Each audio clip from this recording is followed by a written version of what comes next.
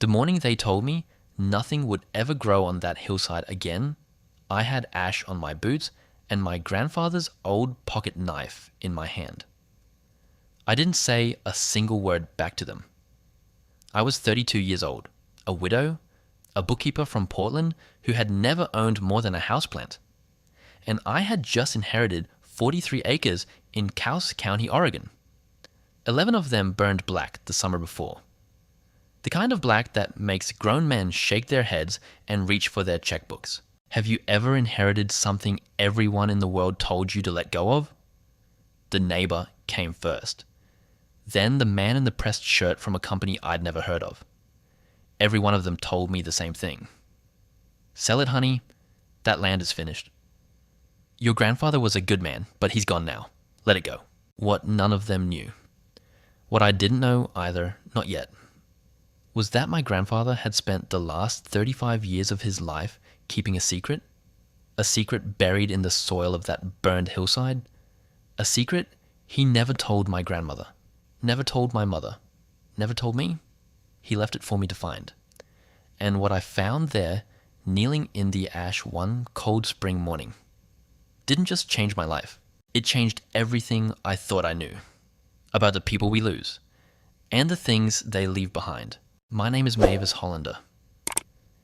And 2 years before that morning on the burned hillside, I buried my husband. His name was Daniel. He was 34 years old. He was a high school history teacher who liked old maps and bad puns and grocery shopping on Saturday mornings. He had a heart condition nobody knew about. Not even him. He went to bed on a Sunday in October, and he didn't wake up. That's the whole story. There's no dramatic version of it. No warning. No long goodbye. Just a Sunday morning, where I made coffee for 2 people, and only one of us was alive to drink it. I didn't fall apart. That's the thing nobody tells you about grief. Sometimes you don't fall apart. Sometimes you just keep going. You go to work. You pay the bills. You smile at the woman at the dry cleaner. You watch the seasons change through the window of an apartment that smells like the man you lost. For 2 years, I lived like that. Quiet, folded inward. A bookkeeper at a small accounting firm on the west side of Portland. I balanced ledgers for dentists and dry cleaners and a man who owned 3 laundromats. I ate dinner alone. I went to church on Sunday mornings because Daniel had loved church, and going felt like keeping a small piece of him alive. I was 32 years old, and I had forgotten what it felt like to want anything. I had a younger sister named Cora. She lived in Seattle. We had not spoken since Daniel's funeral. She had said something that day that I had taken the wrong way. Or she had said something that I had taken the right way and not been able to forgive. Even now, I am not sure which. That's the kind of woman I was. The kind who keeps a list of small wounds. The kind who waits for the world to apologize first. The letter came on a Tuesday in August. Tuesdays were my errand days. Bank, pharmacy, grocery, always in that order. Daniel used to laugh at me for that. Mavis, he'd say, "The world's not going to end if you go to the pharmacy first." But Daniel wasn't there anymore. So I went to the bank first. The letter was in my mailbox when I got home. A long white envelope. Heavy paper. The kind of envelope that doesn't come from a person. It comes from an office, from a law firm, from a man you've never met who is about to tell you something that will rearrange your life. I sat in my car in the parking lot of the credit union, and I read it twice. The first time I didn't understand it. The second time I did. My grandfather, Theodore Ashworth, had died 3 weeks earlier of a heart attack on his back porch in Couse County, Oregon, alone. I want to tell you something about my grandfather, Because if I don't tell you now, the rest of this story won't make sense. His name was Theodore, but everyone called him Teddy. He was a tall man with stooped shoulders and hands the size of dinner plates. He smelled like pipe tobacco and diesel, and the inside of a wool coat that had been hung in a cedar closet for 40 years. When I was 8 years old, my mother died. I won't go into the details. It was a long illness. She was 31. I was the older of 2 children. My sister Cora was 6, and my father was a kind man, but he was not a man who knew how to raise 2 daughters alone. He sent Cora to live with his sister in Seattle. He sent me to my grandparents in Oregon. We grew up apart. That is the thing I have spent 20 years not knowing how to forgive him for. My grandmother Eleanor died 2 years later, and after that, it was just me and Teddy. For 10 years we lived together in a farmhouse on 43 acres of land at the foot of a ridge in Cowes County. He taught me how to read a topographical map, how to split kindling, how to recognize the call of a varied thrush, how to bake a pie with lard instead of butter. He never told me he loved me, not once, not in 10 years. But every morning before I went to school, he would put a thermos of hot chocolate in my backpack. And every evening when I came home, he would have a book waiting for me on the kitchen table. Something he'd picked out from the library that week. Something he thought I might like. That was how he said it. The hot chocolate, the books. The way he made sure my boots were lined up by the door. When I turned 18, I left for college in Portland. I came home for holidays. For summers, the first 2 years, then less, then almost never. Daniel and I got married when I was 26. My grandfather walked me down the aisle. He didn't cry, but when the pastor pronounced us husband and wife, he looked at me with an expression I can still see in my mind, like he was trying to memorize my face. He came to Daniel's funeral. He didn't say anything. He just sat in the back pew and held his hat in his hands and watched me from 20 rows away. Afterward, in the church parking lot, he hugged me. It was the first time he had ever hugged me in my entire life. And he said, "Mavis, the land remembers. Don't forget the land." I had no idea what he was talking about. That was the last time I ever saw him alive.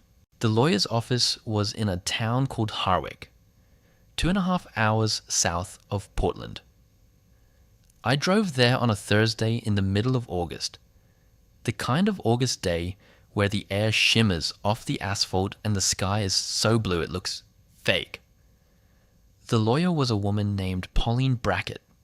She was somewhere in her late 70s, silver hair pinned at the back of her neck, reading glasses on a chain. She had a framed photograph of a Pomeranian on her desk. She told me my grandfather had left me everything. 43 acres of land, the farmhouse, the barn, the root cellar, a 1989 Ford pickup truck with 190,000 miles on it, a savings account with $11,412 in it, and 11 acres of burned forest. I asked her what she meant. Burned forest. She took off her reading glasses and folded her hands on her desk.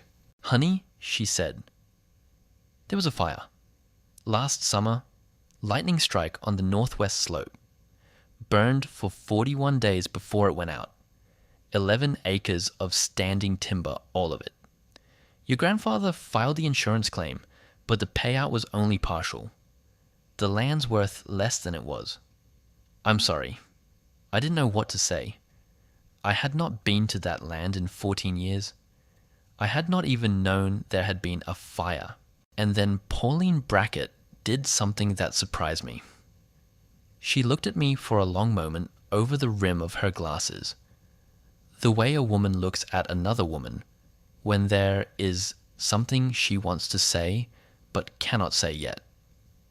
She reached into a drawer of her desk. She pulled out a small wooden box, about the size of a paperback book, carved with a simple pattern of leaves around the edges. "He left this for you," she said. "Specifically, he was very particular about it. He said you were to open it alone, in the house, after you'd been there at least one night." I took the box. It weighed almost nothing. "Did he say what was in it?" I asked. Pauline shook her head. "He just said you'd know what to do." She walked me to the door of her office. Before I left, she touched my elbow, lightly, the way an aunt would.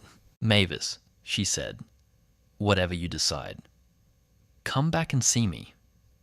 I knew your grandmother. There are some things she would have wanted me to tell you. When you are ready." I did not know what to make of that. I would not understand for months. I drove out to the property that afternoon. I had not planned to. I had planned to drive home to Portland. Think about it for a week. Hire a real estate agent. Put the whole thing on the market.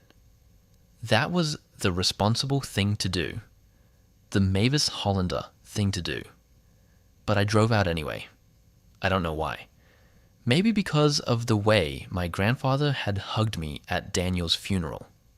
Maybe because of the wooden box on the passenger seat.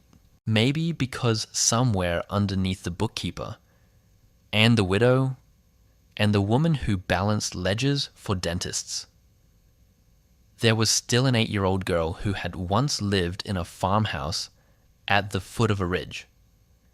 And that girl wanted to see it again. Just once. The driveway was a 1/4 mile of gravel. I remembered every inch of it. The big oak at the turn-in. The cattle guard at the second gate. The mailbox with the name Ashworth painted on the side in white block letters that had faded to almost nothing. The house was smaller than I remembered. They always are. The roof had a sag in it that hadn't been there 14 years ago. The porch railing was missing a baluster. The barn door was open about a foot, the way Teddy always left it. He used to say a barn door that's all the way shut looks lonelier than one that's open a crack. I parked the pickup and I sat in the cab for a long time before I got out. The air smelled like dust and dry grass and something else I couldn't name. Something old. When I finally opened the door, the first thing I heard was a meadowlark. I had not heard a meadowlark in 14 years. The house had no running water. The lawyer had warned me. The pipes had frozen and burst in 2019, and my grandfather had never fixed them. He had hauled water from town in plastic jugs for 4 years. The kitchen smelled like pipe tobacco. The cast iron wood stove was cold. There was a coffee cup on the counter. A blue enamel cup with a chip in the rim. It still had a 1/2 inch of coffee in the bottom of it, dried to a black ring. I stood in the doorway and I looked at that coffee cup for a long time. He had been here. 3 weeks ago, he had poured a cup of coffee. He had taken a few sips, and then he had walked out to the back porch. And he had sat down, and he had died. I picked up the coffee cup. I washed it in the rainwater from a plastic jug under the sink. I dried it with a dish towel that smelled like cedar. I put it back on the shelf where I remembered it had always lived. Then I sat down at the kitchen table and I opened the wooden box. Inside the box was a letter, a key, and a small black and white photograph. The letter was written in my grandfather's handwriting, the same cramped, sloping hand I remembered from grocery lists and birthday cards. It said, "Mavis, if you are reading this, It means you came back. I hoped you would. I did not let myself count on it. There are 3 things I need you to do. 1. Spend one night in this house. Sleep in the bedroom that was yours. Don't turn on a radio or a television. Just listen. 2. In the morning drive to the county library in Harwick, ask for a woman named Winifred Sterling. Tell her who you are. She has been waiting for you. 3. Do not sell this land. Not to Roland Doverty. Not to anyone. Not until you have done the first 2 things. Promise me that, Mavis. Promise me the land remembers. I told you that once. I don't think you understood. You will. I love you. I should have said it more. Grandad. I read the letter 3 times.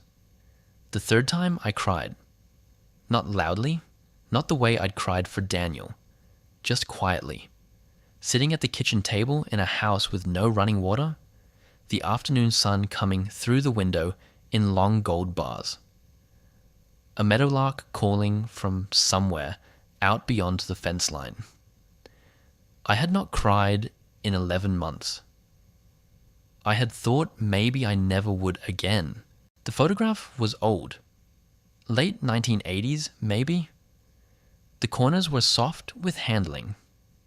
It showed 2 people standing in front of a row of Douglas fir trees. A tall man in a wool coat. A younger woman with dark hair pulled back in a long braid.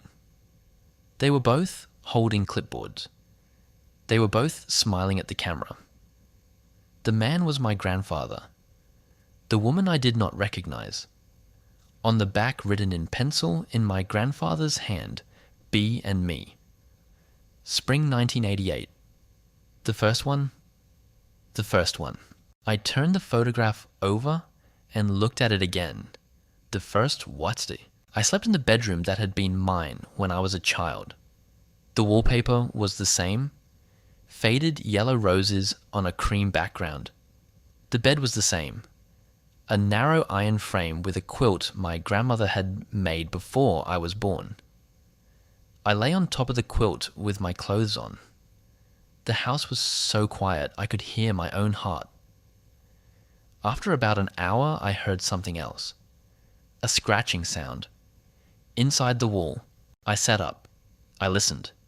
It wasn't a mouse. It was something else. A slow rhythmic scraping.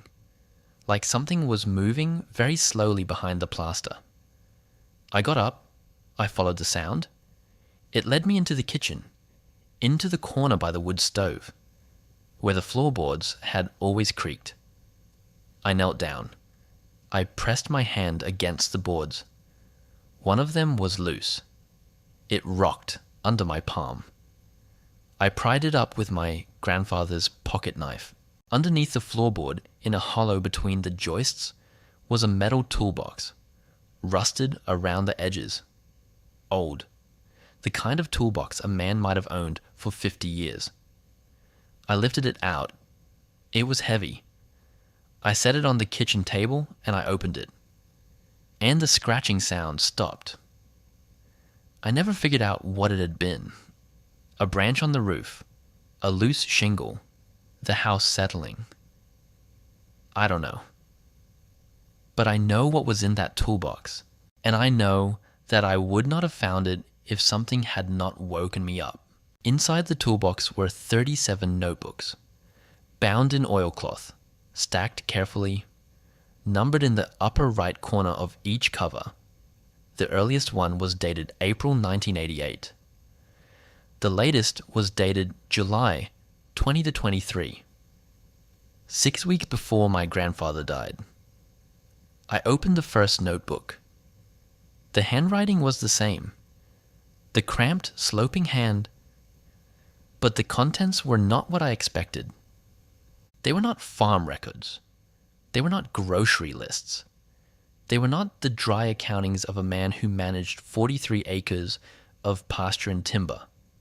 They were a field journal, detailed, methodical, filled with hand-drawn maps and soil temperature readings and tiny illustrations of plants and fungi and rock formations. And on the first page of the first notebook, in careful block letters, my grandfather had written, "Site Survey, the Ridgeline. Beginning spring, 1988. Subject, unidentified species, possibly novel, to North American fire-disturbed Douglas fir stands. Co-researcher Dr. Bernadette Quill, retired Department of Forestry." I sat at the kitchen table and I read. I read until the sun came up. The county library in Harwick opened at 9. I was the first one through the door. The woman at the reference desk was about my grandmother's age. Maybe a little older. 70, 72. She had short white hair and reading glasses on a chain, and the kind of cardigan that has been worn lovingly for 20 years. She looked up when I came in. She looked at me for a long moment. And then she said very quietly, "You must be Mavis." I stopped. I had not told anyone in this town my name. "How did you know?" I asked. She smiled. It was a small smile, sad around the edges. "You look exactly like your grandmother," she said. "I would have known you anywhere." She stood up. She came around the side of the desk. She took my hand in both of hers. Her hands were small and cool and very steady. "My name is Winifred Sterling," she said. "Your granddaddy told me you might come. I have been waiting." She led me to a small office in the back of the library. It was a room I had never seen before. As a child, I had spent dozens of afternoons in this library, but I had never noticed this door. It was painted the same cream color as the walls, and it sat between two tall bookshelves. And unless you knew it was there, you would walk right past it. The room inside was small. A single window, a wooden desk, a filing cabinet, a reading chair with a quilt folded over the back of it. On the desk was a cardboard box. "He brought this to me," Winnie said, 2 weeks before he passed. He drove into town on a Tuesday afternoon, and he carried this box up to the front desk, and he said, "Winnie, I need you to hold something for me, for my granddaughter. Don't open it. Don't tell anyone. Just keep it safe until she comes." I stared at the box. He knew I said. He knew he was going to die. Winnie Sterling did not say anything for a moment. Then she said, "Your granddaddy was a careful man, Mavis. He had been planning this for a long time. I don't think he knew exactly when, but I think he knew it was coming." I sat down in the reading chair. My legs felt strange, heavy. Winnie Sterling sat behind the desk. She folded her hands. She watched me. "I have known your family for 60 years, she said. "I went to school with your grandmother. We were best friends, Eleanor and I. We were going to grow old together." She paused. "When Eleanor passed, your granddaddy stopped coming into town for a long time. Months.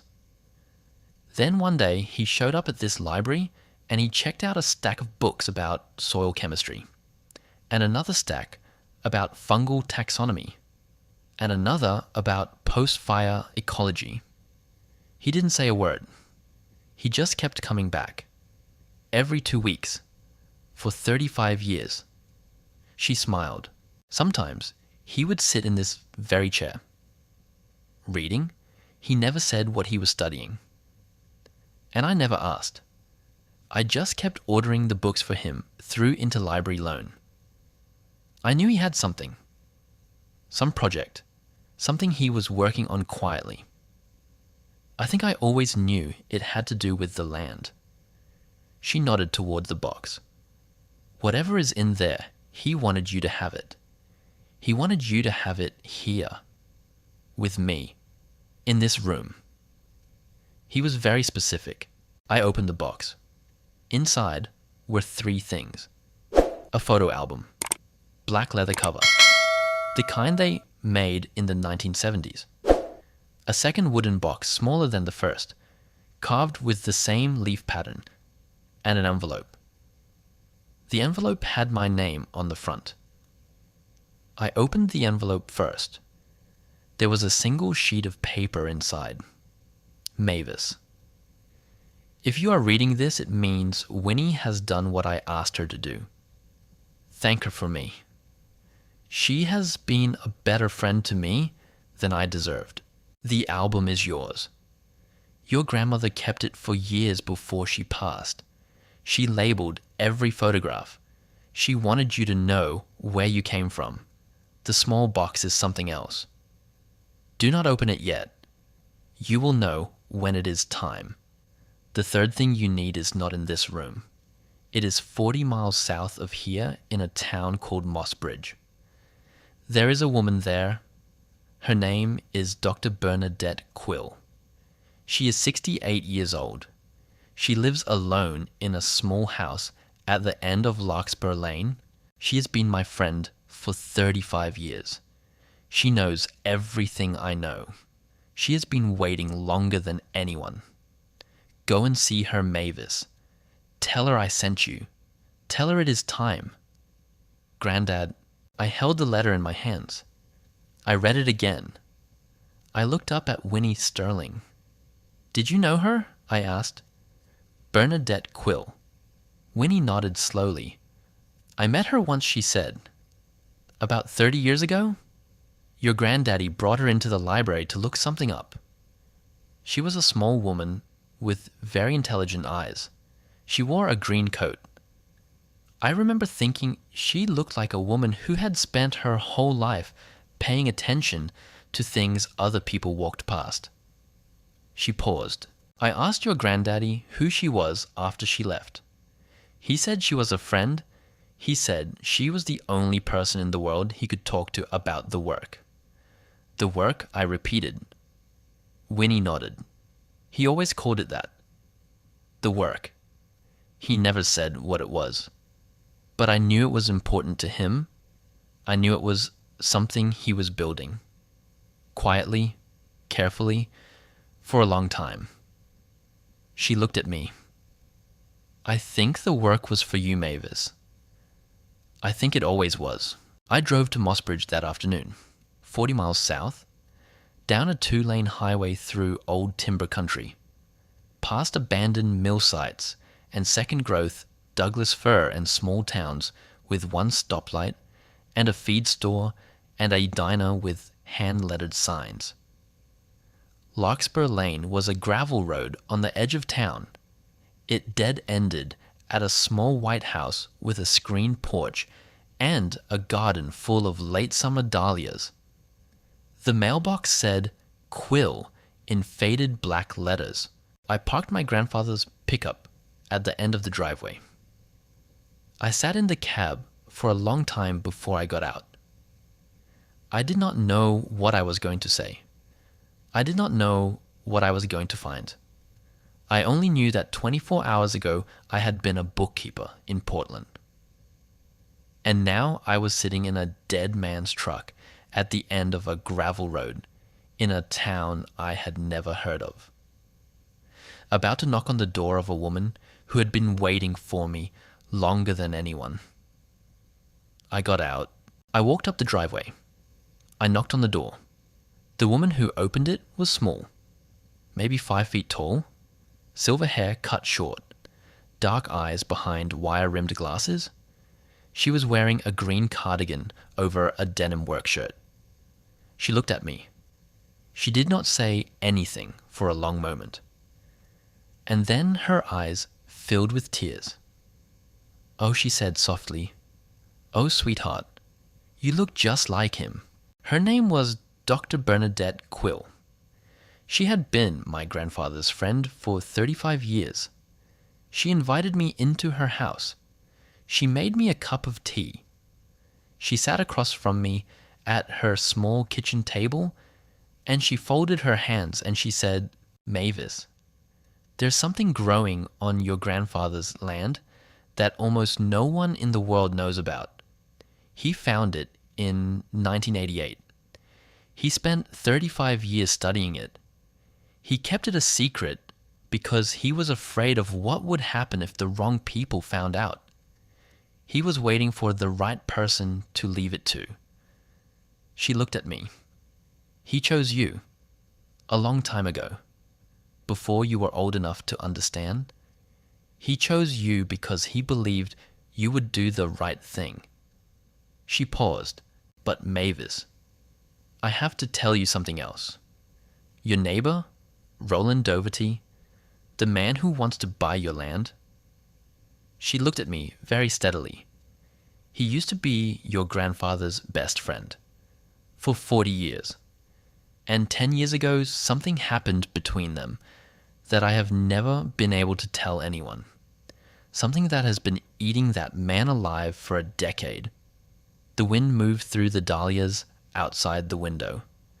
I leaned forward, and I said, "Tell me." She told me slowly, the way you tell someone a story that has a knife inside it. Careful, measured. Hands folded around her teacup like she was holding the cup to keep her hands from shaking. Roland and Teddy were boys together, she said. They grew up on adjoining farms. They went to the same one-room schoolhouse. They went into the service together at 18. They came home and they bought their land within a year of each other. She paused. For 40 years, they were closer than brothers. I did not move. And then, in the spring of 2013, Bernie said Roland's wife was diagnosed with cancer. Her name was Lorraine. She was 61 years old. She was the kindest woman I ever met. She set the teacup down. The treatment was expensive. Roland did not have insurance. He had a cattle operation and a paid-off house and a small savings account, and he had spent the previous decade fighting with the IRS over a bookkeeping error that had cost him almost everything. He was in debt. He was afraid, and he was watching his wife die. The room was very quiet. He came to your grandfather, Bernie said. He told him about the work, about the research, about what it might be worth on the right market. And he asked your grandfather to consider selling. Not the land, just the research rights, to a company that had been quietly making inquiries. I waited. Your grandfather said no. I felt my hand tighten around my own teacup. Why I said? Bernie looked at me. Because she said he believed that the moment it left this hillside and went into a laboratory, it would stop being what it was. It would become a commodity. It would be patented. It would be cultivated. It would be sold. And the land it came from would be developed, bulldozed, subdivided, erased. She shook her head. He was not wrong, Mavis. He was not wrong about any of it. But Roland was watching his wife die. And he heard your grandfather say no. And something broke in him that day that has not healed in 10 years. I sat there. I could not speak. I was thinking about a man I barely knew. A man who had come to my door 3 days into my new life. A man with a weathered face and a polite handshake and a checkbook in his coat pocket. A man I had decided was greedy. A man I had decided was the enemy. Except he had buried his wife alone. And he had carried a grudge against my grandfather for 10 years. And now he was knocking on my door with a checkbook because what? I did not know. She died, I said. It was not a question. Bernie nodded. 8 months later, in February of 2014, your grandfather went to the funeral. He sat in the back of the church and he wept. Roland did not speak to him, did not look at him, did not acknowledge him. She took a slow breath, and they did not speak again. For 10 years. two men who had been best friends for 40 years, living on adjoining farms, looking at each other's chimneys every morning, and not a single word. I drove back to the farmhouse that night with my hands shaking on the wheel. I did not know what to do with the story. I did not know what to do with the man. I did not know what to do with any of it. When I got home, I sat on the back porch in my grandfather's wooden chair, the one with the curved arms worn smooth from 40 years of his hands. The stars came out. The temperature dropped. A coyote called from somewhere down the creek. I thought about Daniel. I thought about Roland Doverty, sitting in his living room 10 years ago, listening to his best friend say no. I went inside. I opened the small carved box that Winnie Sterling had given me, the one my grandfather had said, "Do not open yet." I knew I was not supposed to. I opened it anyway. Inside was a wedding ring, a man's wedding ring, gold, worn thin around the band, engraved on the inside with 2 letters. L.D. Lorraine Doverty, and underneath the ring, folded into a tiny square, a note in my grandfather's handwriting. Roland left this on my kitchen table the day after Lorraine's funeral. I have kept it for 10 years. I tried to give it back twice. He would not take it. If you find a way to give it back to him, Mavis, do it.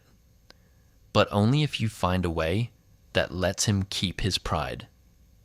That man has not had his pride in a long time. I closed the box. I sat on the kitchen floor, and I cried. The next morning, Bernie Quill drove out to the farm. She showed up at 8 in the morning in an old green Subaru station wagon with a back seat full of equipment. Soil thermometers, survey flags, a clipboard with laminated maps, a canvas field bag that looked like it had been everywhere. She stepped out of the car and she looked up at the ridge. "I have not been up there in 3 years," she said. "Your grandfather and I worked together for 30 years, but the last 3, his knees were gone. He would walk to the bottom of the slope and he would write down what I told him. I would walk the grid alone." She turned to me. "Today we walk it together."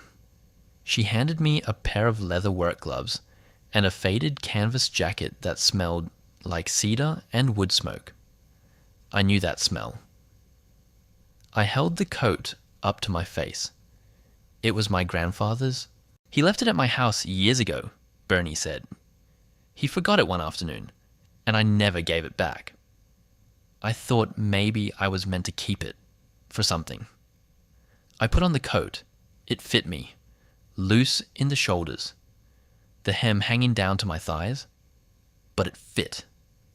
In the pocket I found a pencil stub, a folded survey flag, and a butterscotch candy in a yellow wrapper. I started to laugh. And then I started to cry. Bernie Quill did not say anything. She just waited, the way a woman in her late 60s knows how to wait, the way women who have lost people know how to wait. When I was done, she handed me a clipboard. "Come on, sweetheart," she said.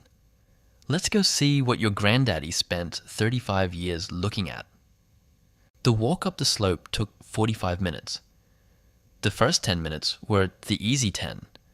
Through the pasture, past the barn, across the small wooden footbridge over the creek my grandfather had built in 1979. After that, the grade steepened. After that, the trees changed. After that, we came around a bend in the trail, and we stepped out of the living forest, and we stood at the edge of the burn. I had not been prepared for it.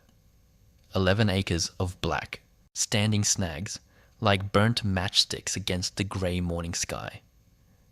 Ash drifted into the low places like dirty snow. The smell The smell was the thing nobody could photograph. It was not wood smoke. It was something older than wood smoke. It was the smell of a place that had been very hot for a very long time and had not yet forgiven the world.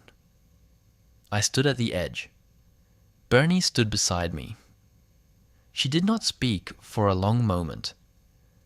And then she said very quietly, "This is where it lives, Mavis. This is what your granddaddy chose for you." She taught me how to walk it. She taught me where to step, where to avoid, where the ground was hollow because the root systems had burned out underneath, where the ash crust was deepest, where the soil was still warm. She taught me to carry a soil thermometer in my front pocket, to stop every 20 paces, to kneel down, to push the probe 4 inches into the earth, to wait 20 seconds, to write down the number. The thermometer cost $14. She had bought it from a hardware store in Mossbridge. Your granddaddy used the same kind, she said. He said the cheap ones were just as good as the expensive ones, and they were easier to replace when you dropped one in the duff and lost it. She handed me the thermometer. "This one is yours now." We walked for 4 hours. We set 32 survey flags, orange plastic on wire stems, pushed into the ash at points Bernie had memorized from 35 years of doing this with my grandfather. She told me the rules. You do not walk the same line twice. You do not disturb the duff. You do not touch what you find. You do not tell anyone what you are looking for. You do not say what you found until you know exactly what you have. I asked her what we were looking for. She did not answer for a long moment. Then she said, "A red one, shaped like a kidney, glossy, the size of a small saucer when it is mature. It does not look like anything else on a burn site. When you see it, you will know." I asked her when they came up. She said the second spring after the fire, late March, early April, maybe later if the winter ran long. The fire was last summer, so we are waiting on this coming spring. 7 months out, plenty of time to be ready. I started keeping a journal that night. I had not kept one since I was 16. I had not written anything by hand since Daniel died. For 2 years, the only handwriting I had done was on grocery lists and birthday cards, and the occasional sympathy note to someone else who had lost someone. I had not written my own thoughts down. I had been afraid of what I might find if I did. But that first night after Bernie left, I sat at the kitchen table. I opened a fresh notebook from my grandfather's stack, the cheap kind with a marbled cover. I picked up a pencil, and I wrote. I wrote about the burn, about the smell of the ash, about the way the morning sun had hit the eastern ridge at exactly 6:15, about the warmth of the soil under my palm. I wrote about Daniel. I wrote about the way he made coffee every Saturday morning, the way he sang in the shower badly off key, the same 3 songs over and over, the way he held my hand in his sleep, the way I used to think his snoring was annoying, and how after he was gone the silence had been so much worse than the snoring had ever been. I wrote until my hand cramped. I wrote until the candle on the kitchen table burned down to a stub. I wrote until I could not see the page anymore. And when I finally closed the notebook, I realized something I had not realized in 2 years. I had not been writing about losing him. I had been writing about loving him. There was a difference. I had forgotten there was a difference. The weeks passed in a rhythm I had not felt in years. Wake at 5:30, make coffee on the wood stove, put on the canvas coat, Walk the grid with the soil thermometer in my pocket. Record the numbers. Come home. Eat oatmeal. Read 3 pages of my grandfather's notebooks. Drive to town for water. Drive back. Walk the grid again in the afternoon. Sit on the back porch and watch the sky turn the colors that mountains turn at dusk. Read 3 more pages. Write in my journal. Sleep. I lost 6 pounds. I gained calluses on my hands. I learned to split kindling. I learned to recognize the call of a varied thrush again, the way my grandfather had taught me when I was 9. I learned to be alone. Not the way I had been alone in Portland, but the kind of alone that was full, the kind of alone that had ground under its feet. One afternoon in October, I went into the attic. I was looking for a propane lantern. Bernie had told me that there was one up there. I found the lantern. I also found a cardboard box, unlabeled, wedged behind a steamer trunk that had belonged to my great-grandmother. I pulled the box out. I opened it. Inside was a photo album, older than the one Winnie had given me, leather binding worn soft at the corners, black paper pages with photographs held in by little gummed corners that had yellowed with age. I sat down on the attic floor. I opened the album, and on the very first page in my grandmother Eleanor's handwriting was a caption that said, Teddy and Roland. Christmas Eve, 1962. The year they got their land. The photograph showed 2 young men, both in their late 20s, both in heavy wool coats, both holding shotguns, both grinning at the camera with the kind of grin men have when they are young and the world has not yet broken anything in them. My grandfather and Roland Doherty. I turned the page. A wedding photograph. My grandfather and grandmother, standing on the steps of a small white church. My grandfather in a dark suit that did not quite fit him in the shoulders, and standing next to my grandfather, as best man, Roland Doherty. I turned the page. Another photograph. My mother as a baby, being held by a man who was not my grandfather. A man with dark hair and laughing eyes and a face I recognized from across 40 years. The caption said, Roland holding Margaret. Spring, 1965. Roland was her godfather. He used to walk her around the yard for hours so I could nap. I sat in the attic for a long time. I turned the pages slowly. Photograph after photograph.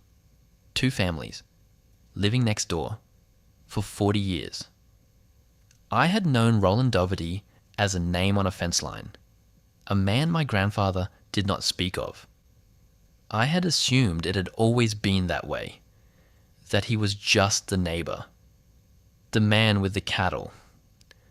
I had not known he had carried my mother around the yard when she was a baby. I had not known he had been my grandfather's best man. I had not known any of it. I drove over to his place the next morning. I had not planned to. I had planned to go into Mossbridge to mail a property tax payment, but I drove past his driveway and I turned in. I had never been on his property before. The driveway was longer than ours. It wound between 2 cattle pastures and came up to a small house with a green metal roof and a porch that wrapped around 3 sides. His truck was parked in front of the house. I parked behind it. I sat in the cab for a moment, my hands on the wheel, and then I got out. I walked up the porch steps. I knocked on the door. It took a long time for him to answer. When he did, he looked surprised to see me. And then, almost immediately, he looked guarded. The way a man looks when he has been expecting bad news for a very long time, and he has finally heard the knock at the door. Mavis, he said. "Mr. Doverty," I said. "Roland," he said. "Please." We stood there. The wind moved through the dahlias on his porch. They were the same kind of dahlias Bernie Quill grew. Late summer dahlias, red and orange and a deep, deep purple that was almost black. "Did Lorraine grow those?" I said. He blinked. His face did something complicated. "Yes," he said. "Yes, she did.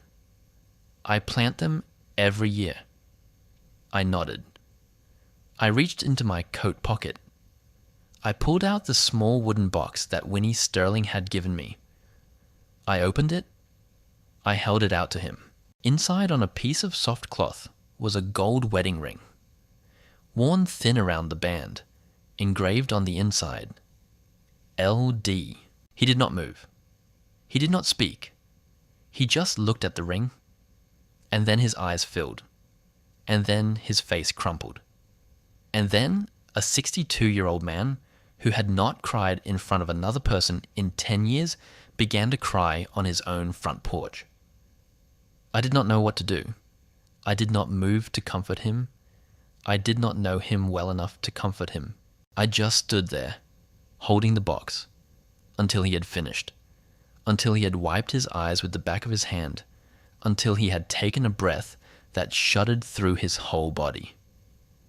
"He kept it," Roland said. "All these years. I knew he did. I knew because I gave it to him. But I didn't think." He stopped. I didn't think he was going to give it back. I closed the box gently. I held it out. "He didn't," I said. "I am." He invited me in. He made me a cup of coffee that was too strong, the way men of his generation make coffee. We sat at his kitchen table. The table was old and round, and the wood had been polished smooth by 60 years of hands. He talked for an hour. He talked about my grandfather, about Lorraine, about the year of her cancer, about the night he had walked across the pasture between our houses and asked my grandfather to consider something he never should have asked, about the way my grandfather had said no. He talked about the funeral, about sitting in the church and feeling my grandfather's eyes on the back of his head and not turning around, about leaving the wedding ring on my grandfather's kitchen table a week later in an envelope with no note because he could not bear to have it in the house anymore. He talked about 10 years of silence, about waving at my grandfather's truck on the county road and never stopping, about seeing his light on in the kitchen at midnight and wondering what he was reading, about hearing he had died from the woman at the post office, about not going to the funeral because he did not have the right anymore. "The day I came to your door," he said, "the day I offered to buy your land. That was the hardest thing I have done since Lorraine died." He looked at me. "I did not come to buy your land, Mavis. I came to protect it. I did not understand at first." He explained. A real estate development company had been making inquiries in the county for 2 years. Quiet inquiries. They had approached 3 property owners along the Ridge Road. They had offered prices that were 2 and 3 times market value. They were assembling parcels for a development they had not yet publicly named. They had approached Roland first. 18 months ago, he had told them no. They had come back. They had come back again. They had raised the price each time. And then 6 weeks before my grandfather died, they had stopped asking Roland. Because they had figured out something Roland had not. They had figured out that my grandfather was old and alone, and that he had a granddaughter in Portland who probably did not want 43 acres of inherited land. They had been waiting for him to die. "I came to your door," Roland said, "because I knew they would come to your door next. And I thought if I could buy your land first, I could hold it for you. I have no children, Mavis. I have nobody to leave anything to. I thought I could hold it for whoever your granddaddy had wanted to leave it to. And then I could give it back when the right time came. I stared at him. You were going to buy my land and give it back to me. He nodded slowly. I was going to try, he said, although I will admit, I did not have a clear plan for how exactly I was going to explain that to you. I sat at his table for a long time after that. I looked at the man across from me, a man who had carried my mother around a yard, a man who had stood as best man at my grandfather's wedding, a man who had spent 10 years not speaking to the best friend he had ever had, because he had asked one wrong thing on the worst day of his life, and because two stubborn men of a certain generation did not know how to forgive each other. Roland, I said. He looked up. I'm not selling the land. His face did not change, but his shoulders did. A small thing settled in them, the kind of settling that happens when a man has been holding his breath for a long time. I have a feeling, he said, that there is something you and Bernie Quill are not telling me, and I have a feeling I do not need to know what it is. I almost smiled. Not yet, I said. He nodded. Then I will leave it alone, he said, and I will help you keep them off your back, if they come to your door.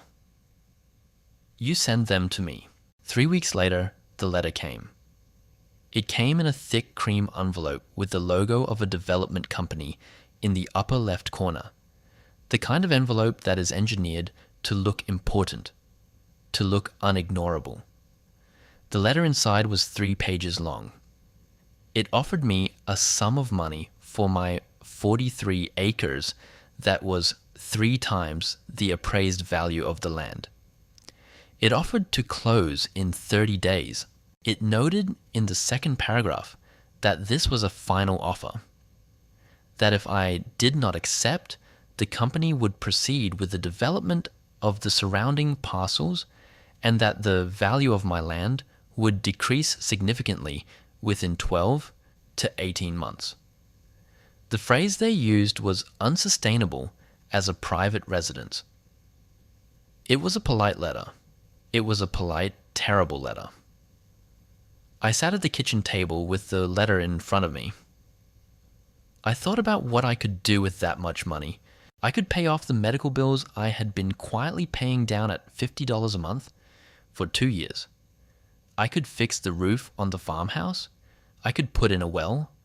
I could put in plumbing. I could replace the pickup truck. I could put money away for the kind of retirement I had stopped believing I would ever have. I could become a person with a future again. The thought sat in my stomach like a stone. I read the letter 3 more times. I folded it. I put it in the drawer with the silverware. I closed the drawer. I did not call anyone. That night, I sat on the back porch with a wool blanket around my shoulders, and I read my grandfather's last journal, notebook number 37, the one dated July 2023, 6 weeks before he died. The pages were thin. His handwriting had gotten shakier in the last year. He had been writing with a soft pencil. The lines were faint. The last entry was 3 lines. It was dated August 14th, 2 days before he died. It said, Mavis will know what to do. She always has. She just does not know that she knows yet. The land will tell her. I am not afraid. I closed the notebook. I sat in the dark for a long time. I went inside. I knelt down beside my bed. The bed that had been mine when I was a girl, with the iron frame and the quilt my grandmother had made before I was born. And I prayed. I had not prayed in 2 years. I had gone to church. I had sat in the pew. I had sung the hymns, but I had not actually prayed. I had not actually spoken. I knelt down on the cold wood floor, and I prayed.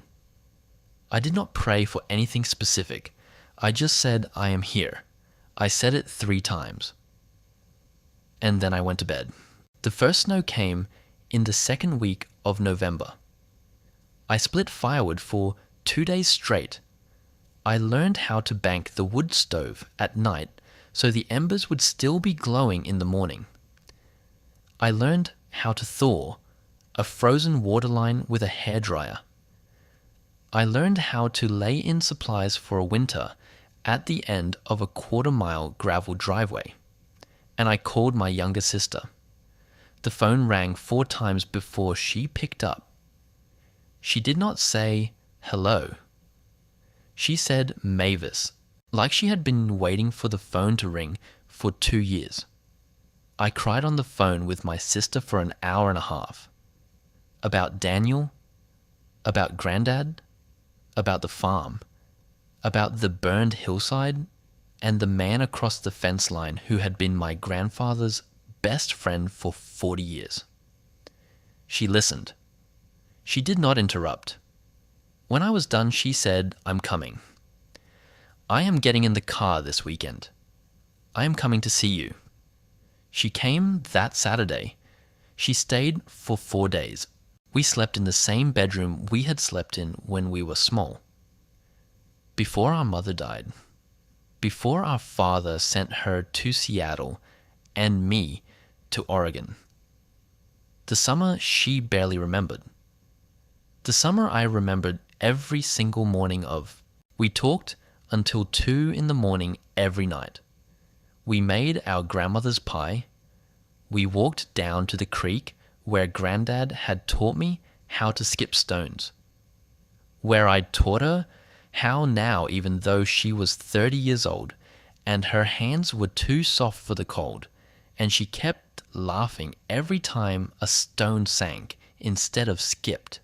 When she left on Tuesday morning, she hugged me in the driveway for so long I thought she was never going to let go. You are going to be all right, she said into my shoulder. I have been so worried about you for so long. And you are going to be all right. I held on to her. I did not say anything. I did not have to. The rest of the winter I waited. Bernie Quill came out twice a week.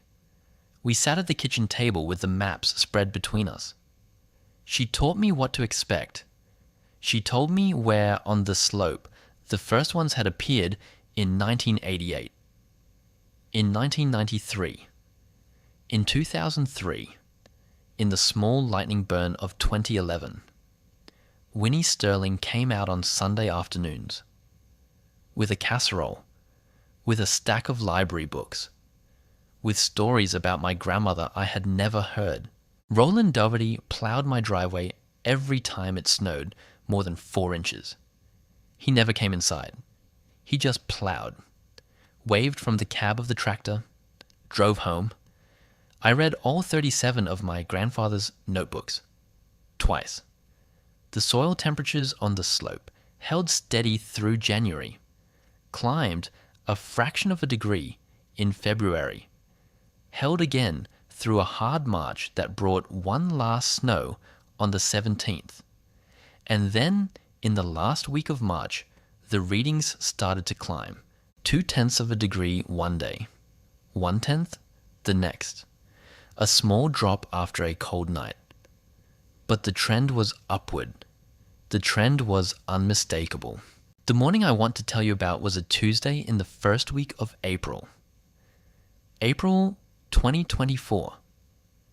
Almost 8 months since I had read the lawyer's letter in the parking lot of the credit union. I woke up at 4:15. The sky was still dark. The temperature was 38 degrees. There was a heavy fog in the valley, the kind of fog that swallows sound. I got dressed. I put on the canvas coat. I took the soil thermometer out of my front pocket. I put it back. some kind of nervous tic. I did it twice more before I caught myself doing it. I went outside. I started up the slope. I walked the way Bernie had taught me. Slow, steady. Stop every 20 paces. Kneel. Push the probe into the earth. Wait. At survey point 17, the soil temperature read 55 degrees. 55. I stared at the thermometer. I knew what that number meant. I stood up. I walked another 20 paces. I came to the base of a tall standing snag, a Douglas fir that had died in the fire. The trunk was black and silver. The bark had peeled off in long curling sheets. The top had broken off about 30 feet up. At the base of the snag, the ash was deep, pale grey, drifted in soft hollows around the root flare. There was something at the base of the trunk. I almost did not see it.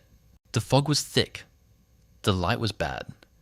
My eyes had been on the ground in front of my feet for the last 20 minutes, watching for hollow places. But something made me look up. Something made me stop. I knelt down very slowly. At the base of the burned Douglas fir, half hidden in the curl of ash against the root flare, was a small kidney-shaped thing. Red, glossy, about the size of the palm of my hand. It looked like it had been polished by hand. It looked like it had been varnished. It looked like nothing else on that hillside. It looked like nothing else I had ever seen. I did not touch it. I did not breathe.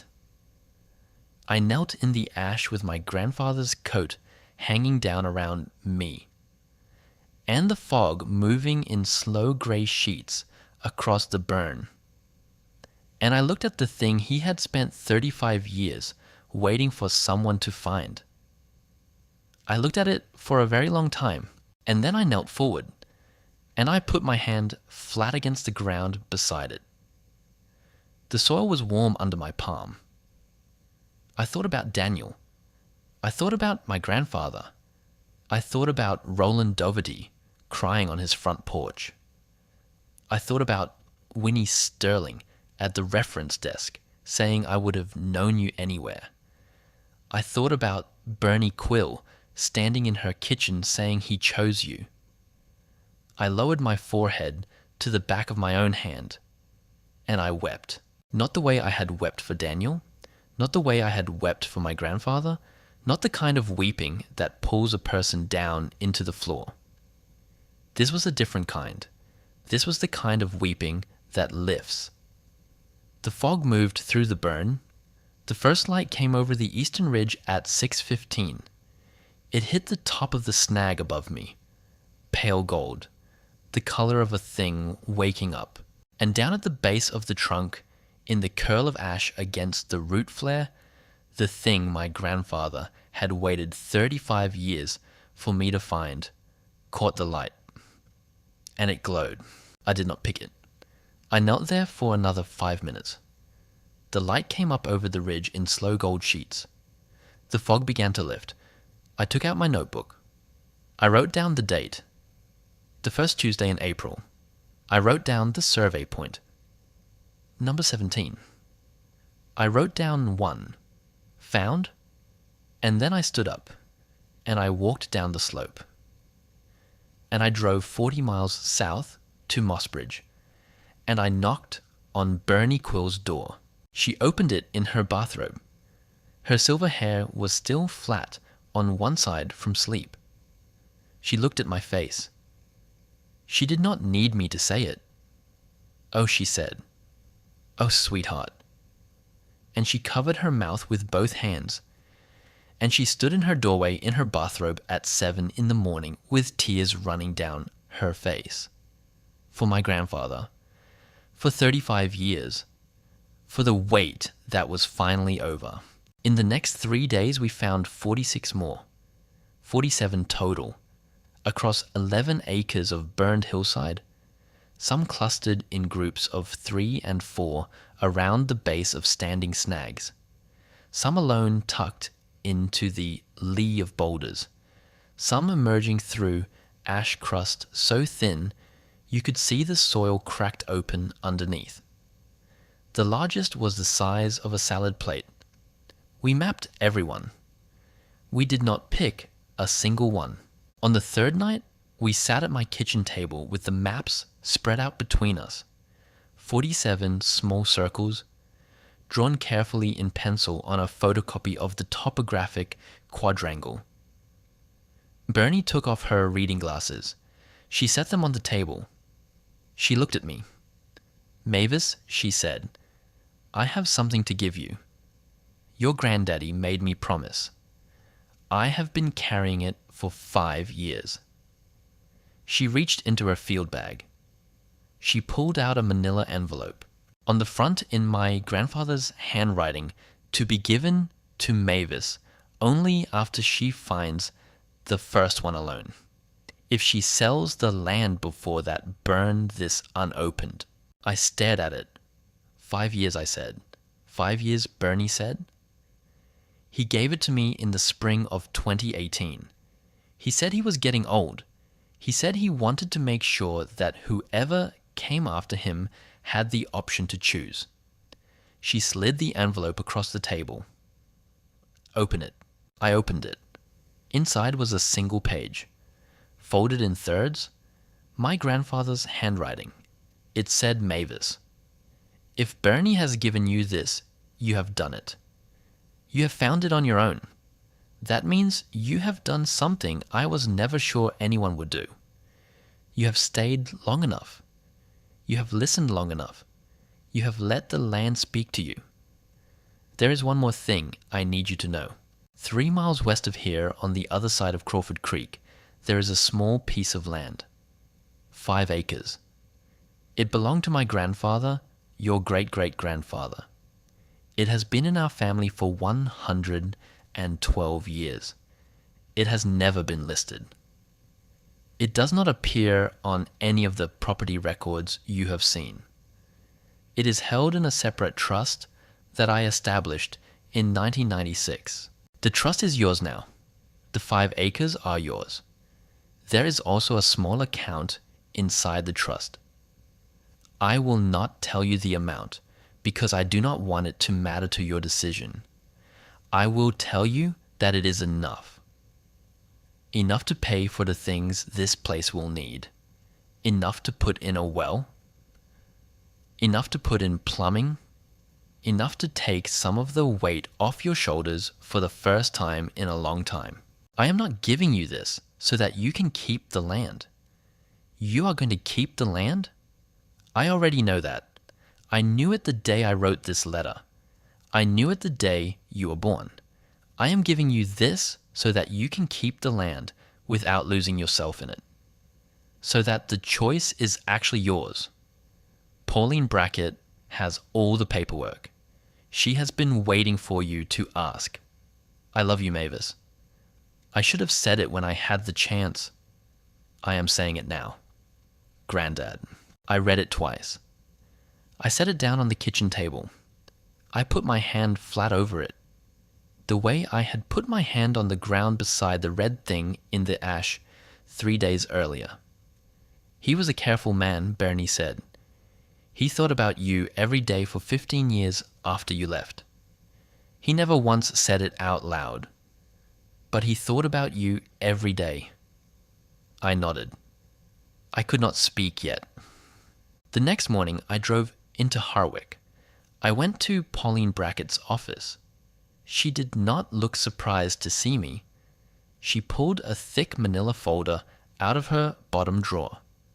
She slid it across the desk. She said, "He told me you'd come in when you're ready. I have been keeping it for him. It is all here." I signed the papers.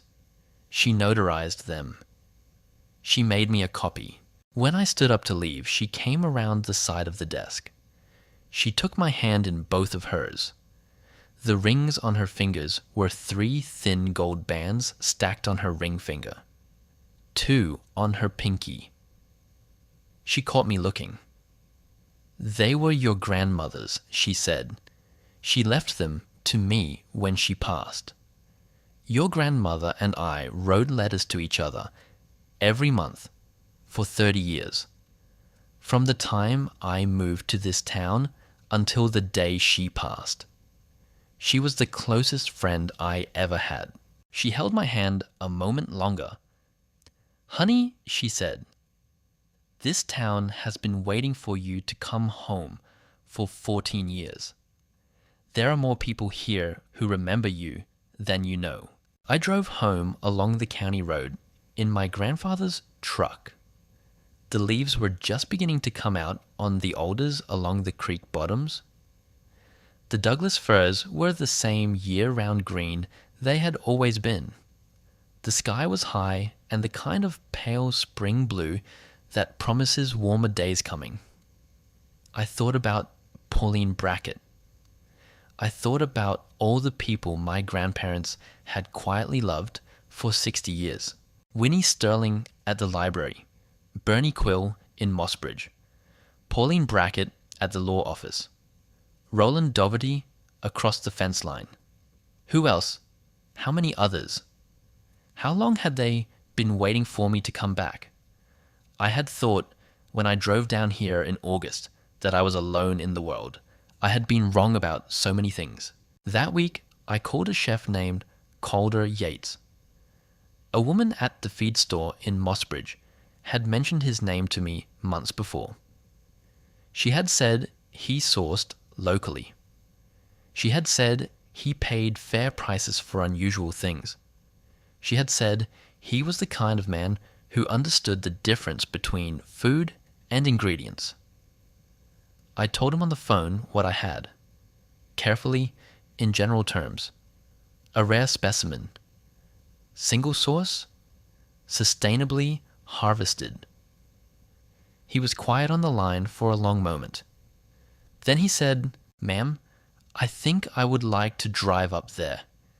Would that be all right?" He came up 2 days later. He was 45 years old and he had a beard that was going grey at the chin, and he had the calm eyes of a man who had spent 20 years standing over a stove. He walked the burn with me. He did not say anything for almost an hour. When we came down off the slope, he stood in my driveway with his hands in his pockets, and he looked at me. "Mavis," he said, "I cannot pay you what these are worth on the open market. Nobody can. There is no open market for these. But I can tell you what I can pay, and I will not tell anyone where they come from." He named a number. It was a real number, from a real man, looking at me in my own driveway, shaking my hand like he meant it. I said yes. Bernie said it was safe to take 6. Any more than 6 in the first season was a risk to the colony. She said my grandfather had never taken more than 4 in any given year of his life. I cut them at the base with my grandfather's pocket knife. The one with his initials scratched into the bolster. I cleaned them on a wooden board in my kitchen. Slowly, with a soft brush, laid out gill side down on a sheet of brown paper. Calder Yates picked them up on a Friday morning. He paid me in cash. It was enough to cover the propane bill for the summer. It was enough to put a tarp on the section of barn roof that needed it. It was enough to make me feel like I had done something real with my hands for the first time in 3 years. I did not feel rich. I felt useful. There was a difference. That afternoon, I drove to Pauline Brackett's office with the letter from the development company. I asked her to write a response. She read the letter once. She set it on her desk. She took off her reading glasses and folded them. She said, "Honey, do you want to write something polite? Or do you want to write something that will discourage them from coming back?" I thought about it. I thought about my grandfather, about Roland Doverty, About 35 years of careful, quiet work on a hillside nobody had bothered to look at twice. Polite, I said, but final. She nodded. She wrote it in 20 minutes. She had me sign it. She put it in an envelope. She put a stamp on it. She put it in the outgoing mail tray on her secretary's desk. She walked me to the door. Mavis, she said, if they come back, if they push, you come to me. Do not talk to them alone. Do not sign anything. Do you hear me? I said yes. She squeezed my arm. Your granddaddy, she said, that stubborn old man. He was right about you. The next afternoon I drove out to the cemetery in Harwich. I had not been since the funeral. My grandfather was buried beside my grandmother, under a single granite headstone that he had ordered for both of them the year after she died. Their names, their dates, and underneath, in small letters, a single line together where the ridge meets the sky. I sat down on the grass beside the stone. It was cold. The grass was wet. I did not care. I did not cry. I had cried so much in the last 8 months that I had nothing left for crying. I had moved past crying into something else, something steadier, something that felt like sitting with someone instead of weeping at them. I told him about the first one. I told him about Roland. I told him about Bernie standing in her doorway in her bathrobe. I told him about Pauline Brackett and the letter and the way I had said no. I told him about Calder Yates and the 6 specimens and the cash on the kitchen table. I told him about Daniel. I had not told him about Daniel at the funeral. I had not been ready then. I told him now. I told him I forgave him for never saying it. I told him I knew he had said it anyway, in hot chocolate and library books and a wooden box hidden under the floor. I told him I loved him. I sat there for a long time after that. The wind moved through the cedars at the edge of the cemetery. Somewhere a meadowlark called. The sun went behind a cloud and came out again, and the grass under my hands stayed cold and alive. If you have just inherited something that looks like nothing, a farmhouse with no running water, a garden gone to weeds, a father who never said the words, a husband who left too early, a faith you set down somewhere and have not been able to find your way back to, go look at it again, not with their eyes, with yours, in the right season, walking slowly, because the people who told you it was finished were looking from the fence line, from 50 yards out, with a checkbook in their hand and a price on their tongue and a hurry in their feet. They were not looking the way it deserves to be looked at. You have to walk it. You have to kneel down on the ground. You have to put your hand on the soil and feel whether it is still warm. My grandfather waited 35 years for me to come back. He never said the words. He just kept a thermos of hot chocolate in my backpack, and a library book on the kitchen table, and a wooden box hidden under the floor, and a wedding ring he could not bring himself to return, and 43 acres of land at the foot of a ridge. He left the door unlocked. That is what people who love you do. They leave the door unlocked. They wait. If you are the kind of person who has loved without knowing how to say it, who has folded the laundry, packed the lunch, paid the bill, made the coffee, kept the secret, held the door, called the daughter, watched the grandchild, prayed the prayer that nobody knew you were praying, you have been saying it your whole life. And somewhere somebody is going to walk back up a gravel driveway one day, and they are going to find the things you left. I stood up from the grass beside my grandfather's headstone. The sun was warm on my shoulders. I walked back to the truck. I drove home. The driveway was a quarter mile of gravel. I parked in front of the farmhouse. I walked up the slope one more time before the light went. And at the base of a burned Douglas fir in the curl of ash against the root flare, the small bright thing I had waited 32 years to find without knowing I was waiting was still there. Glowing. Like a coal. Like a heart. Like the thing my grandfather had left for me to find.